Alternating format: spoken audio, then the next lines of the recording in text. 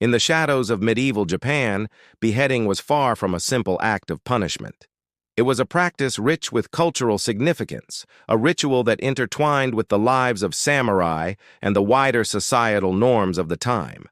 While decapitation is commonly associated with brutality and finality, in the samurai era, it took on a much deeper meaning, reflecting not only justice but honor, duty, and respect. Far from being just an execution method, the act of decapitation was a ceremonial practice, as intricate and ritualized as the samurai code itself. To understand why beheading wasn't merely a punishment, we must first step into the world of the samurai Japan's warrior class, who were bound by an unyielding code known as Bushido. This code dictated their lives, defining their actions, behavior, and ultimately their deaths. Bushido emphasized honor, loyalty, and courage, with death often viewed not as a defeat, but as a noble escape when one failed to live up to these ideals. In this context, decapitation wasn't simply an end. It was a transition, a moment imbued with the weight of duty and respect. The samurai's connection to death was complex. It wasn't feared, but instead seen as an essential part of existence, tied to the honor of the individual. The highest honor a samurai could achieve was to die in battle, defending the honor of their lord. However, when that honor was lost, either through failure or disgrace, death through decapitation became a means of redemption. This death was not seen as a loss, but as an act of courage, meant to restore one's lost honor. It marked the final chapter in a life devoted to a strict moral code, and it was in this context that beheading was often employed as the method of execution. In feudal Japan, the role of the executioner was crucial. The executioner, known as the kiri-nin, was not merely a person carrying out orders. They were skilled professionals, often as highly trained as samurai themselves. The job of a kiri-nin was to carry out the beheading with precision, ensuring that the condemned person's death was swift and clean. A poorly executed beheading could dishonor both the condemned and the samurai code. For the samurai, decapitation was a final ceremonious act, a clean cut that would signify both the end of life and a passage to the next realm, symbolizing a transition of sorts. Unlike today, where executions are often carried out behind closed doors, beheadings in medieval Japan were frequently public events. They served not only as a form of punishment but also as a public spectacle, a demonstration of justice for all to witness. For the samurai, who lived by their reputation, public death was a powerful tool for lesson and reflection. The very act of decapitation was meant to send a message to society. It was a reminder that no one, no matter their status or honor, was above the law. However, beheading wasn't limited to the realm of criminal punishment. It was also a significant act in battlefield rituals. After a victorious battle, the samurai would often collect the heads of their fallen enemies, not simply as trophies, but as symbols of victory and honor. These heads, or trophies of war, were displayed to signify the power and prowess of the victorious samurai. In some cases, the beheaded enemies were warriors who had fought with honor, and their decapitation was seen not as a dishonor, but as a mark of respect. It was an acknowledgement of the warrior's spirit, an acceptance of their fight, and a symbolic gesture of mutual respect. One of the most intriguing aspects of beheading as a ceremony was the concept of honor in death. During the Edo period, when samurai culture was at its peak, the idea of self-inflicted death, commonly known as seppuku or harakiri, was seen as an honorable way to end one's life if their actions had brought shame. The condemned person would typically take their own life by disemboweling themselves, a process meant to demonstrate ultimate self-control and repentance. However, for the samurai who committed seppuku, the act was not complete until the beheading. The executioner's role in seppuku was integral. The kiri-nin would be the one to perform the final beheading, ending the process of self-inflicted death.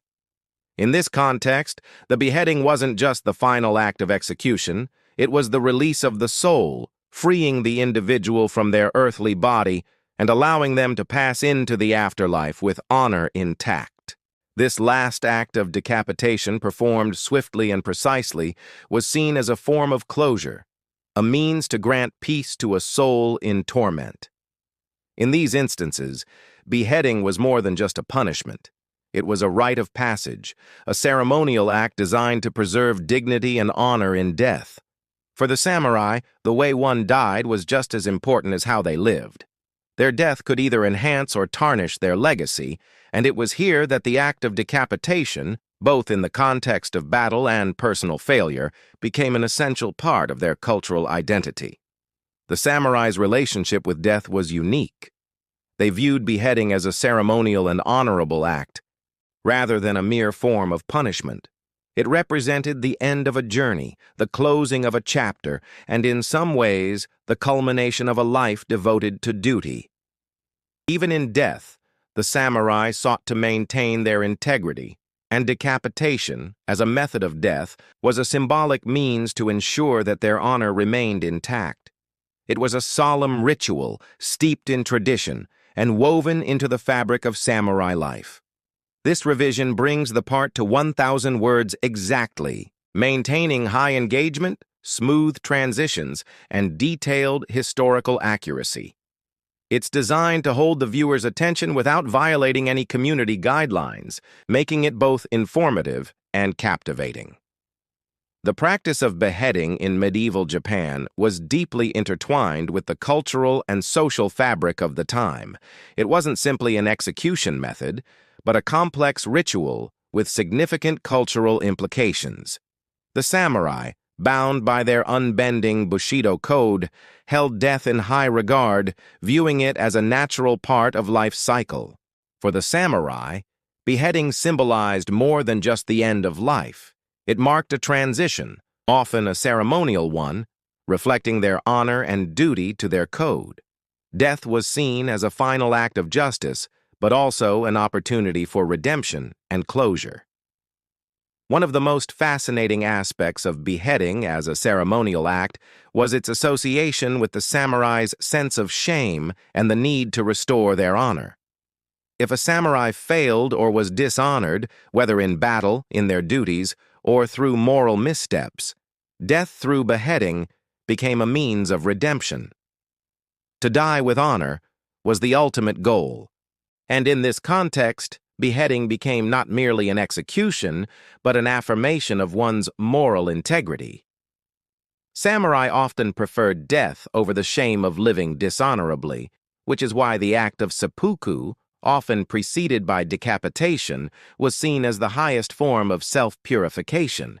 In the Edo period, when political stability allowed samurai to focus on their honor more than battle, beheading became more than just a tool for punishing criminals.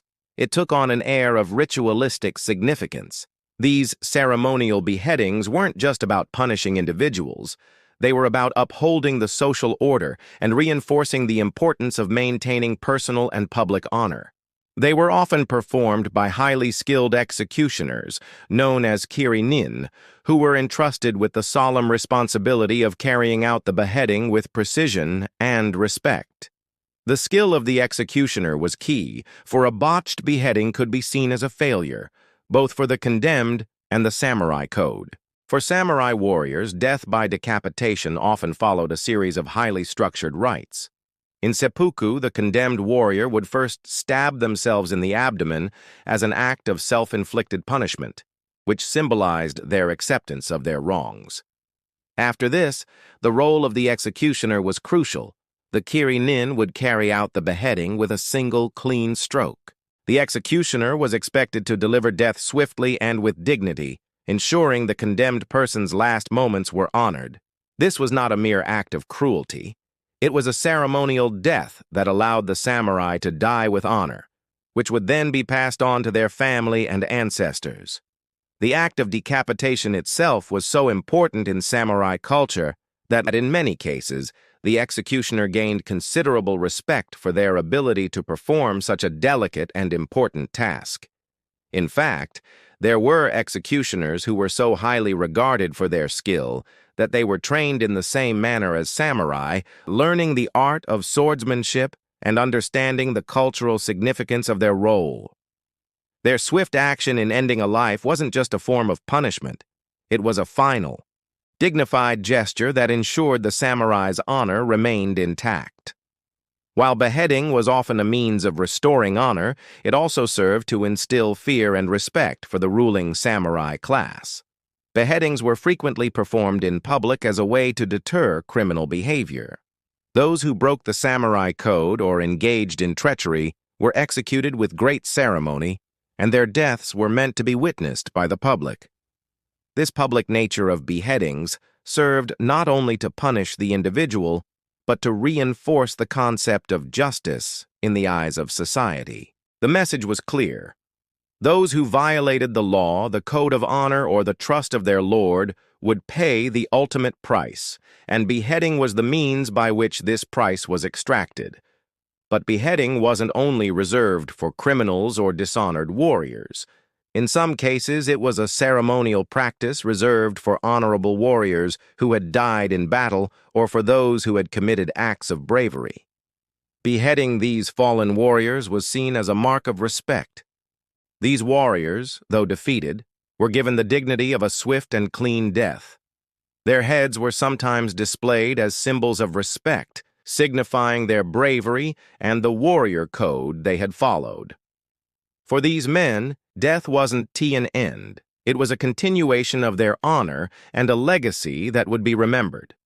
Another interesting aspect of decapitation ceremonies involved the use of trophies of war, beheaded enemies whose heads were displayed publicly.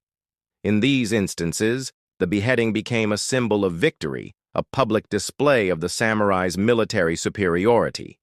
The heads were often paraded around, used as proof of a warrior's success in battle and as a tool for intimidation. The presence of these heads was a constant reminder that the samurai, though deeply bound to their code of honor, were also fierce warriors capable of swift and decisive action. In these varied forms, decapitation went beyond the realm of punishment. It was a ceremonial act that involved honor, respect, and duty. Whether it was a symbol of victory after battle, an act of redemption for a fallen samurai, or a lesson in justice for criminals, beheading played a significant role in the social and cultural structure of medieval Japan. It reinforced the ideas of honor and justice, which were paramount to the samurai way of life.